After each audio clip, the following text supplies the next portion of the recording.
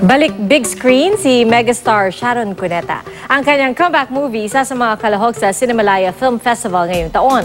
Saksi si Nelson Canlas. Kalahok na ang Cinemalaya 13, ang Philippines Independent Film Festival 2017.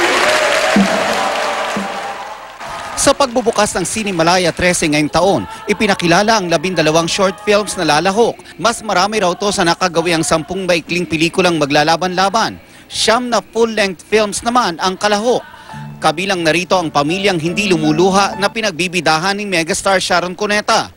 Ayon sa mga namumuno ng Cinemalaya, magandang senyales daw ang pagkakasali ng ilang malalaking pangalan taon-taon. Napakagandang development ito dahil ano bang ibig sabihin nito? Ibig sabihin may nagkaka-appeal na yung independent storytelling or yung ways of telling stories sa independent film sa ating mga mainstream actors. At malaki yung naiambag nito dahil dinadala nila yung tinatawag natin na mass audiences. Dagdag na highlight sa festival ngayong taon ay ang pagpapalabas muli ng 3 highly acclaimed films ni Lolita Rodriguez. Magbibigay pugay din sa namayapang direktor na si Gil Portes sa pamamagitan ng special screening ng 3 sa kanyang mga pelikula tulad ng Bulanay, Two Funerals at Ang Mga Munting Tinig.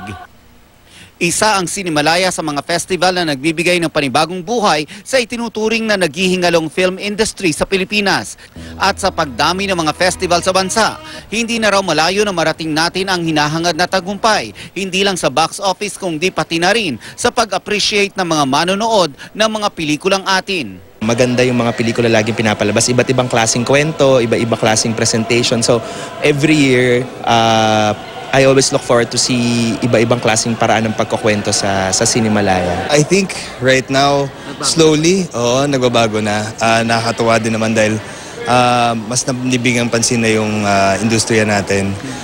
Syempre hindi lang din sa hindi lang yung malalaking studios, kundi mga malilit na productions. Nabibigyan na din ng chance ngayon na mas lalo mapakita yung mga pelikula nila. Magkakaroon dito sa Cultural Center of the Philippines sa susunod na linggo ng Cinemalaya Campus. Ang layon daw nito ay mas mapalawak pa ang kaisipan ng mga manonood ng pelikulang Pilipino.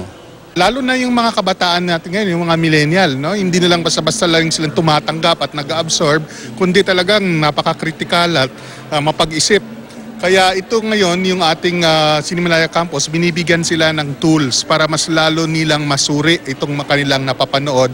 Ngayong taon din unang magkakaroon ng Asian Showcase kung saan inimbitahan ng ilang independent films mula sa iba't ibang bansa sa Asia. Bukod sa Cultural Center of the Philippines, mapapanood din ang Cinemalaya sa mga piling Ayala Cinemas. Sa August 30 naman gagawin ang Cinemalaya Awards Night. Ako si Nelson Canlas, ang inyong saksi.